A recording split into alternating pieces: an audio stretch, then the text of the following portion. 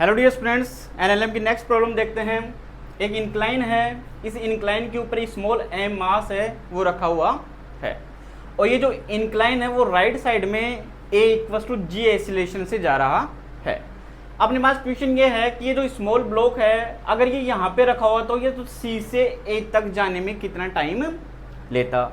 तो अपन ये देख सकते हैं कि स्मॉल एम है वो इंक्लाइन के ऊपर रखा हुआ है और इंक्लाइन है वो एक्सीलरेटेड है।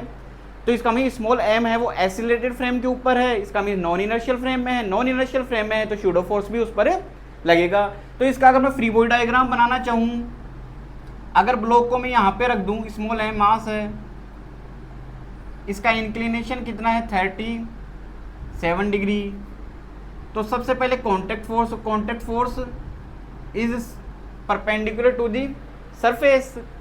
डाउनवर्ड डायरेक्शन में क्या लगेगा mg, तो इसको mg दिखा देता हूं मैं। ये एंगल 37 होगा तो इस mg का इधर कंपोनेंट तो क्या होगा mg cos ऑफ 37 और इधर कंपोनेंट क्या होगा इसका mg sin ऑफ 37।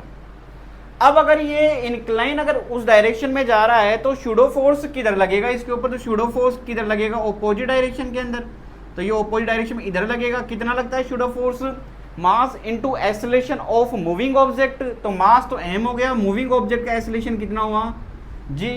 अब ये एंगल 37 डिग्री है तो ये एंगल भी कितना होगा 37। तो इस mg का इधर कंपोनेंट क्या होगा mg cos ऑफ 37 और इधर कितना होगा mg sin ऑफ 37। अब अगर ये c से एक की तरफ जा रहा है, इसका मीन इसका एक्सीलरेशन किधर है, ऊपर की तरफ है। ऊपर की तरफ एक्सीलरेशन है तो इसका मीन mg cos ऑफ 37 है वो mg sin ऑफ 37 से ज्यादा होगा। तो यहां से मैं ये लिख सकता हूं mg cos of 37 minus mg sin of 37 equal to m a।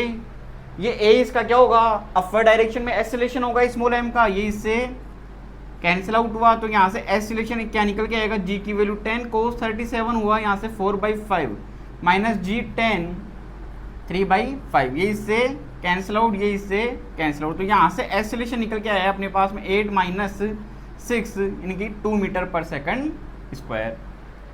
अब ये कहाँ जा रहा है, ऊपर की तरफ जा रहा है। इसके ऊपर कोई फोर्स लगा नहीं है स्टार्टिंग के अंदर। इनिशियल कहाँ से स्टार्ट होगा, रेस्ट से। तो मैं सेकंड इक्वेशन लगा सकता हूँ यहाँ से s equal to ut plus half AT square.